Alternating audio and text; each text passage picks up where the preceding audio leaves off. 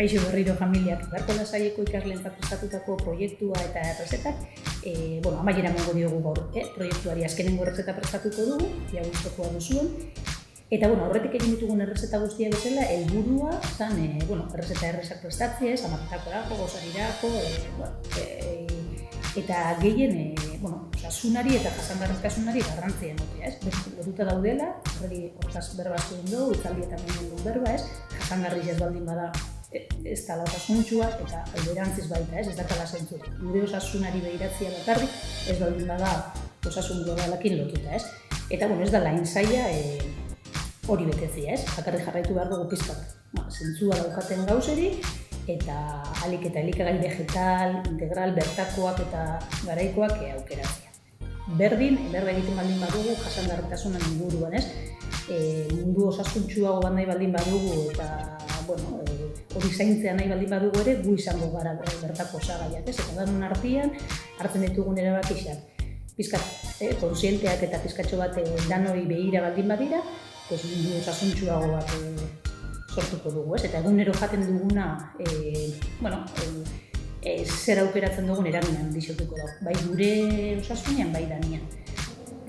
Aurretik mila esker daneri, niretzat izan da oso politxa, zuekin hartu eman hori, bidali ez da zuen argazkixa, lasaiekin, lasaieko ekipo guztiekin lan izan da zoragarrixa, oso pozik nau, ia gaurko rezeta be gustatzen jatzuen, eta guazen ja.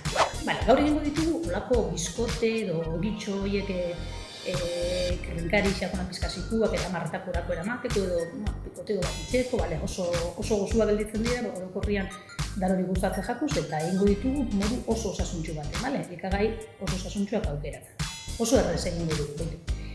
Hartuko dugu, edalontzi bat, espelta irin integrala. Egin aldugu baita, glutenik gabeko, harto beltz irinakin, edo lo irinakin, glutenik gabekoa, gaur egingo dugu espelta irin integralakin, botako dugu edalontzi bat, errez egingo dugu, honekin zutaldia bestu txikin, segundu baten egiten dira. Edalontzi bat, irina. Botako dugu gatza, garrantzitsua, lago koiarakada txikitxo bat edo, gazixak dira eta, eskatxo bat, beti itxas gatza gogoratu, garrantzitsua dira osagai guztiak, osasuntxuak izatia. Botako dugu, kalabaza hasiak, 3 koiarakada. Adibidez. Beste hasi batu da erabilan ditugu, 3 koiarakada, kalabaza hasi. 3 koiarakada, ekilore hasiak. Pare bat koiarakada sesamo beltza adibidez. Eta botako diogu oregano, errezetan ez dizuet ipini oreganoa, edozein espezie bota jako, baina motetza olako sabore berezita. Gero bakoitzak aukeran, bota dio nahi dion, hemen bota dugu nahi dugun beste frutuziku, beste espezia bat, kurkuma, adibidez eta naranja, zukoitza gelditzen dira, beti gelditzen dira gozu bat. Eta orduan oso erreza da. Bota dugun osagai ziku danak pizkat nahaztu, eta botako dugu edalontzi erdi ur.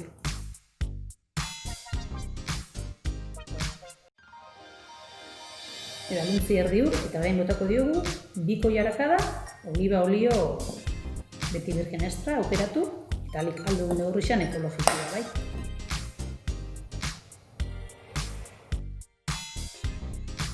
Oso gozuak interesgarrixak dira, eta gogoratu, egin dituzue 1000 proba, osagai ezberdinekin beti.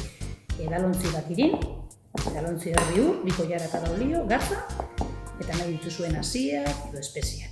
Eta horako bolatxo bat egiten dugu, ondo ez da. Laberako erretilu baten, laberako papela erabiliz, ipiniko dugu, bertan,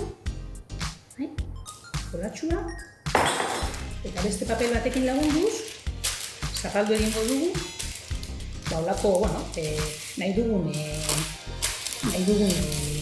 potoluak egin ditugu, pintxuak egingo ditu, zenbat eta pintxuak egin, denbora gutxiago laban, zenbat eta potolu badagoak, pizkatxo bat gehiago. Izango ditugu, nik egingo ditut olako sentimetro erdi edo olako lodiera batekin, eta uruko ditugu laban 15 minutu. Eta galditzen zaigu, eta 160 gradutan laban sartuko dugu. Bitxartian, laban sartzen dugu eta bitxartian, egingo dugu humus bat. Humusa,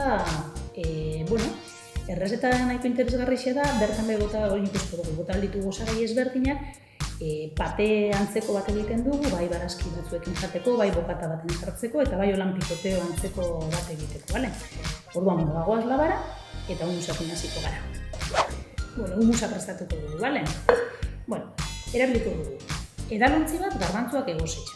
Garbantzuak egiten ditugunean etxean gure erara ez, betiko gure errezetak jarraituz, pizkatxo bat gehiago egosiko dugu beti. Garbantzua elikagai zoragarri bat da, proteina zoragarri batekin, eta lan berdina eginez, pizkatxo bat gehiago prestatu, eta ensalada batetarako erabili, edo adibidez humus bat egiteko, bai? Humus garbantzuen pate bat edo krema bat besterik ez da. Edalontzi bat botako dugu, 2 koilarakada limoi zukua botako zau. Itxasgatz pizkatxo bat, koilarakada bat tahin botako dugu, norbaitek tahina zedan ez baldin badaki, sesamo aleekin egindako pasta bat da. Botako diogu beirakatzale bat, pimentoia, eta komino pizkatxo bat. Kominoa oso ondo gelditzen jako, norbaitek ez baldin badaka, ez da zertakatzen baina, punto oso, berezixean motetza, ez?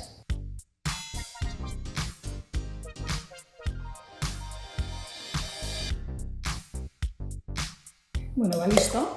Prestauta dakago gure humusa. Probo bizkatxo bat aber sabore zein dute jatzuden, zehosek falta edo gehitu jako, niri holan pila gustatzen jata. Holako masa pizka potolotxua egin dugu, bai? Labatik ateratzen dugu, dakit ikusten da, horrela, gogortuta gelditu da, pizkatxo bat barrututa mandikan, pizkatxo bat diguna, baina bai da egisa holan ataratzia komeni dela, dozin dut aldeltitzen da, baina holan ataratzen du, osten da nenean, pizkatxo bat gehiago zika dutzen da bai. Duan hori moztu egin ditugu barrikak, nik olako luzetxua egingo ditut, eta orain, prestatuko du gure platerra. Badaukagu gure platerra, bai? Mila esker bihotz ez da niri berriro, pena motez da bukatzia, baina hausen azkenengo rezeta espero berriro ikustia, eta dozein zalantzarako, hemen okazioa da farmatuko. Patxo handi da gani. Eskerrik asko.